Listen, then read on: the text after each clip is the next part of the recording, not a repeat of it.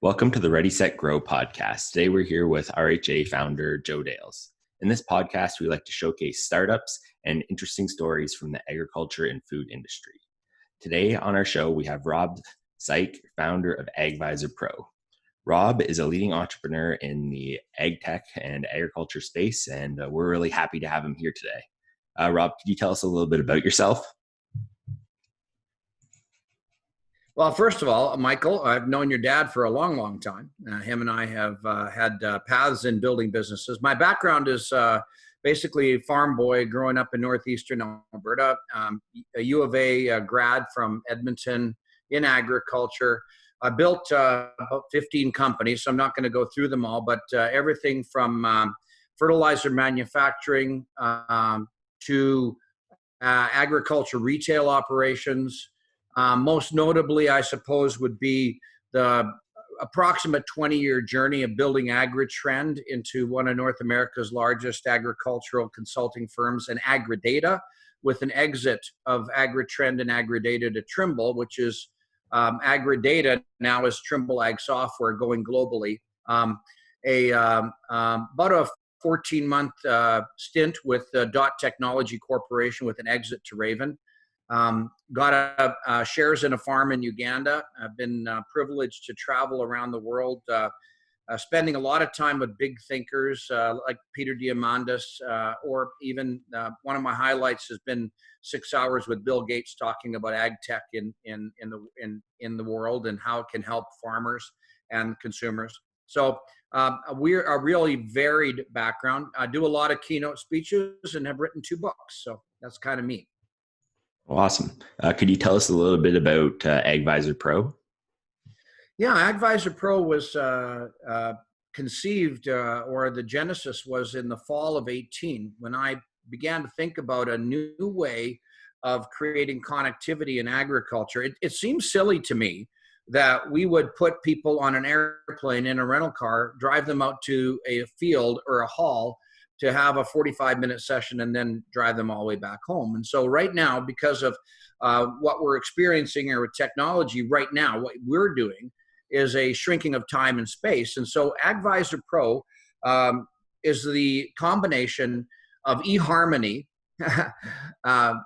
together with Uber, together with FaceTime, together with Twitter.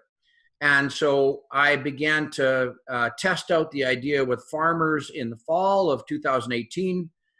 They seemed to think that if I could pull this off, that we would have something that they could use, it would be useful.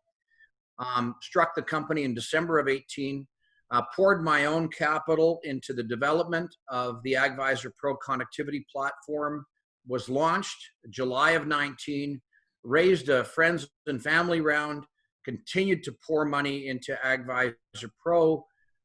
March of 19, I returned from my mission with Dot and assumed the CEO role of AgvisorPRO platform, which was now built. COVID hit, and COVID has created a perfect background for the conversation of AgvisorPRO, which is a connectivity platform which shrinks time and space. And Michael, what it does is it puts experts on the farm without having to be on the farm. And we're seeing an explosion of ideas and opportunities that I'm sure we'll discuss about how to utilize AgvisorPRO to monetize brains and to support the agricultural sector in almost any capacity. Yeah, that's great, Rob. And very innovative, using the smartphones to connect up experts and farmers and agribusiness. I wouldn't mind hearing a little bit more about your adventures with Norbert, getting Dot, kind of pre-commercial, and we had the pleasure to see the first commercial unit in Ontario on Chuck Barachich's farm a couple of weeks ago, and just really early stage on the whole robotics and automation side. So why don't you share a little bit about the Dot adventure that you undertook? Well, AgvisorPRO, like I said, Genesis was in 2018, early 19. I began to pour my money into AgvisorPRO, but most of the development for AgvisorPRO is actually being done in Vietnam. And at that time, I hadn't developed a coding team. So I had extra capacity and I needed to have some income. And so Norbert reached out to me, the Bugeaud family, and said, could you help us with setting up a retail strategy for DOT? And DOT is a U-shaped autonomous platform, DOT Technology Corporation, and it promises to do several different kinds of field operations, including seeding and spraying and fertilizer spreading and grain cart hauling, all autonomously in a brand new type of a framework. So I agreed to do that, and that was January. I came on with the Bugeaud family as a contractor, and basically helped to formulate some ideas for them. Began to put together an advisory board for them. And then in June, their CEO resigned, and the departure of their CEO meant that they had a gap. And Norbert turned to me and said, can you help us with this? And so I went from kind of a consultant to a contracted CEO for DOT. Number one objective at that time was raising seed capital. We needed to raise a significant amount of capital to take DOT to the next level. And so I was embarking on a significant seed round when Raven Industries signaled their interest in investing in DOT. We went from that being a minority interest to a majority stake in DOT. Terms sheet was signed on October 13th. We signed on October 31st. We closed on November 12th. We had 800 and some pages of legal documentation. And so Raven became a majority owner with the Bugeaud family having significant stake in DOT. And that relationship tightened up and increased. And in early 2020, Raven indicated that they would like to have 100% ownership of DOT. It fit with the Bugeaud family's plans. And so that consummated, the deal kind of came together in March. That ended my mission with DOT. I didn't need to be there anymore. And so the Bugeaud family now has exited DOT Technology Corporation, with Raven assuming. And it all worked out, Dale, because Norbert was the brains behind DOT, the idea generator. But really, there's so much electronics and sophistications around controls and robotics and all that stuff. And that really is in the wheelhouse of Raven. So I think that it worked out good for everybody. And still the Bugeaud family is contracted to do a lot of construction and stuff like that. And for me, it was a whirlwind. We killed 4 lawyers in the process because that was a lot of work in a very short period of time. Yeah, and a big transaction and a great exit for Norbert and his family, and huge success for Saskatchewan, really. And they're still bringing that world-class innovation to the marketplace. So we'll have to grab Norbert. Committed to manufacturing in Saskatchewan and hiring Canadian people, and the Canadian marketplace is the first target for DOT. So it all worked out good for Bugeaud family and for Canada, I think.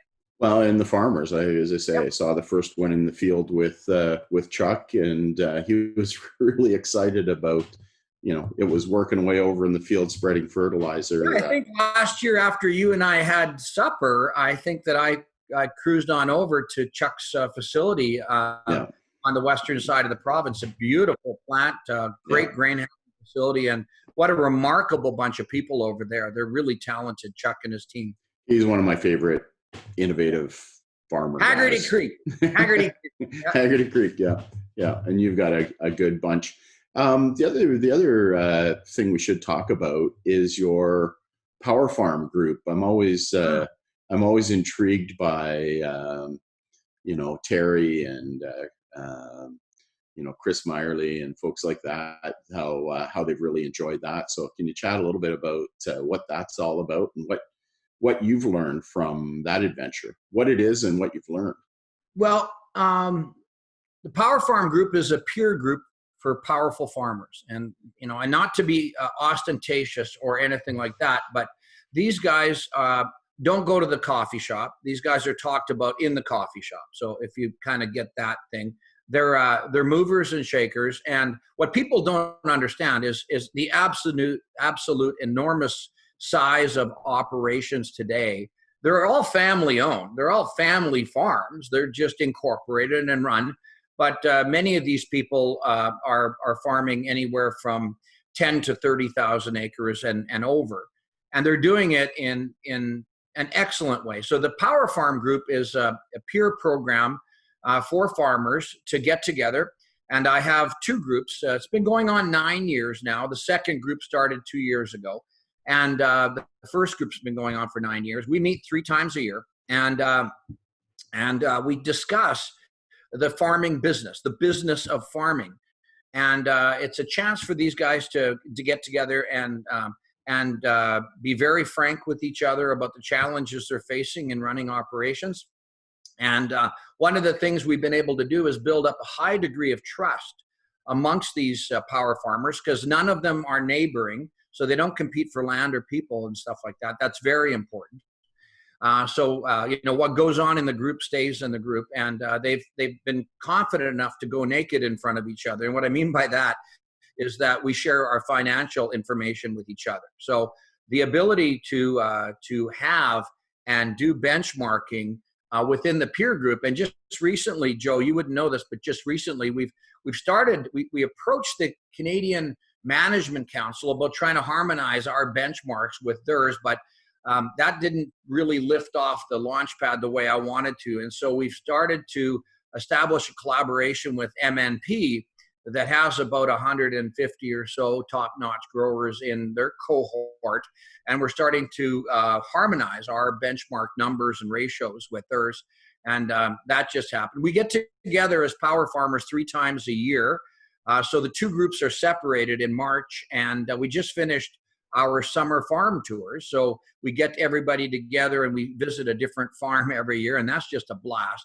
And then we have 2 groups that theoretically get together in December, where we have the whole groups together. And it's been just a wonderful program. There's almost 308,000 acres in amongst those 20 farmers, and over $1 billion in manageable assets. So the numbers get pretty big pretty quick.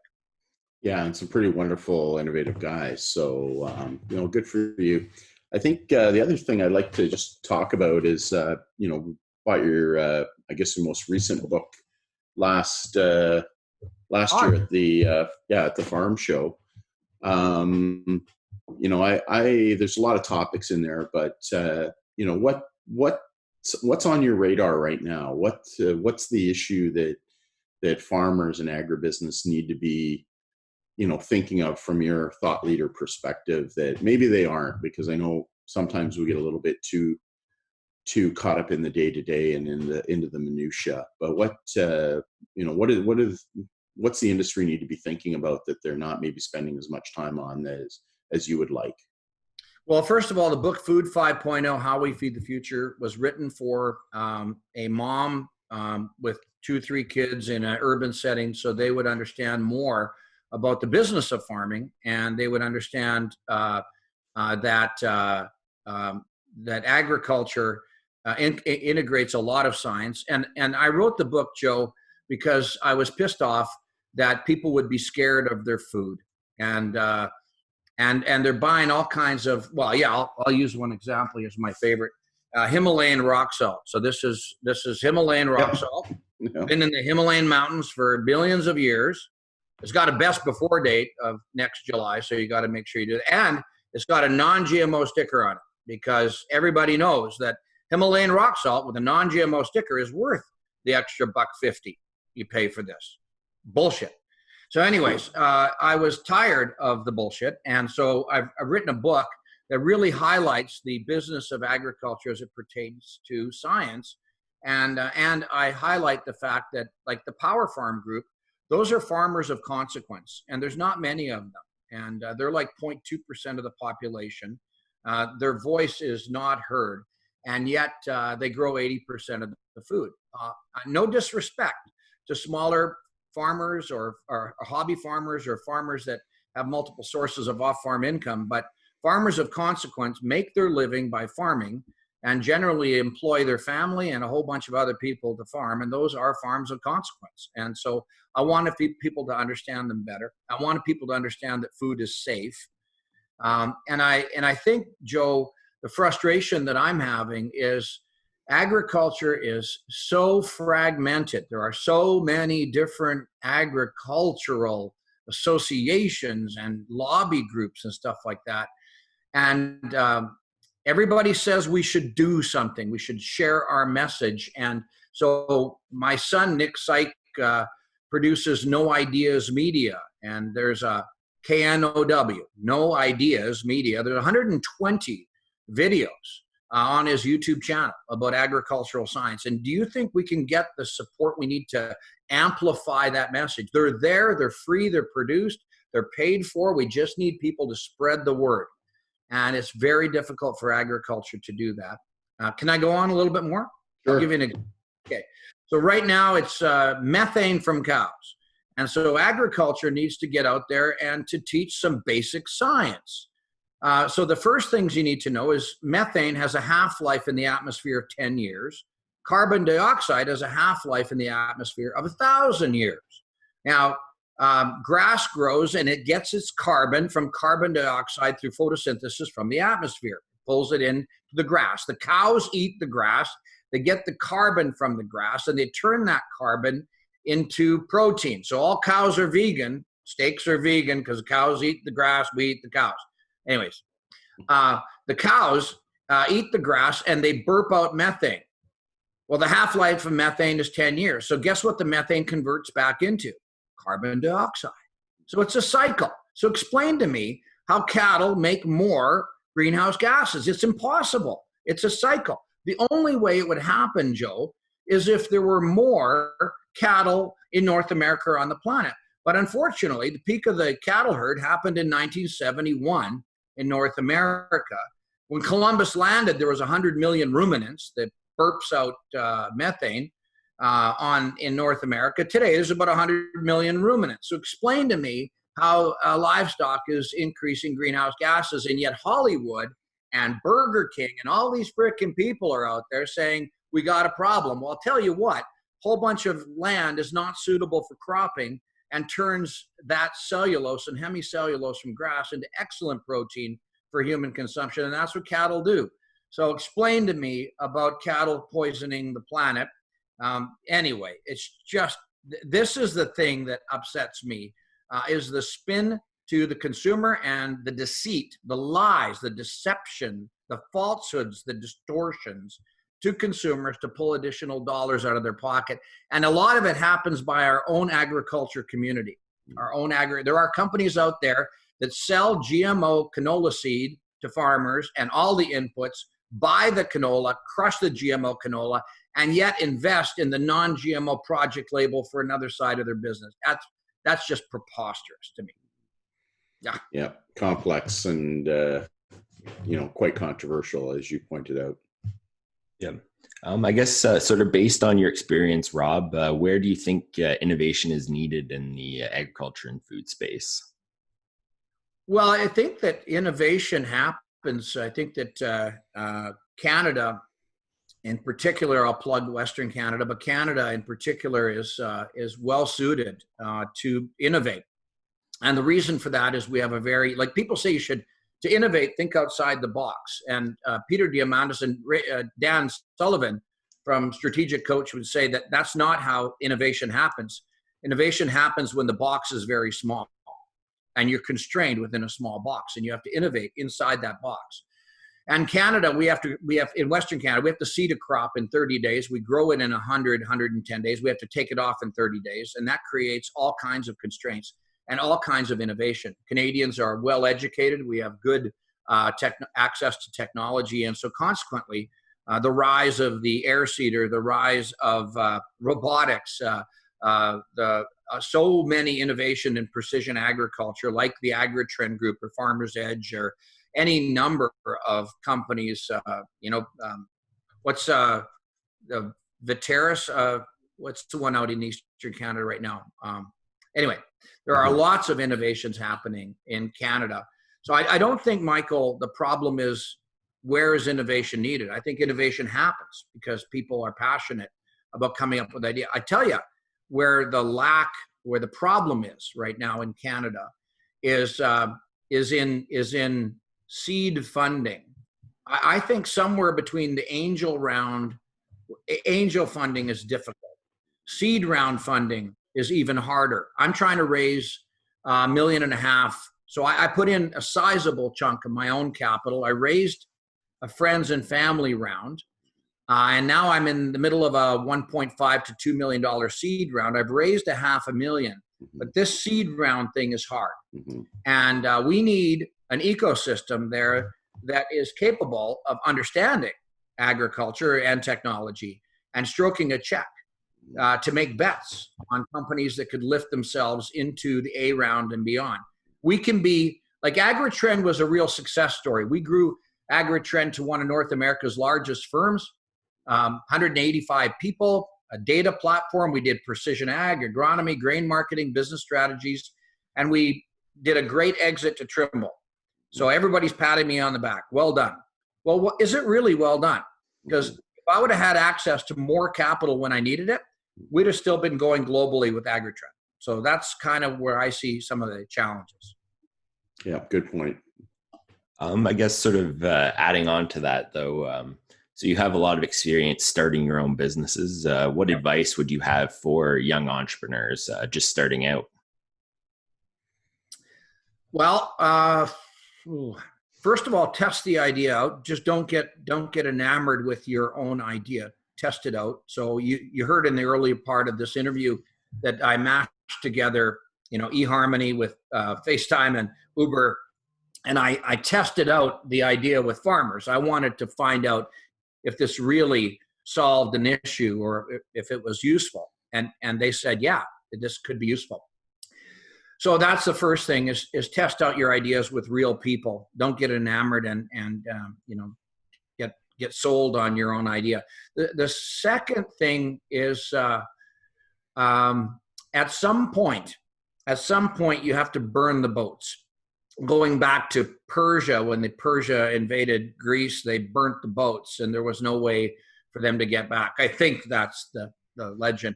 And the last one is crossing the Rubicon. And so when you're if you're going to go to Rome and you cross the Rubicon armed, the river of the Rubicon armed, then you put you're signaling to Rome that you're going to war.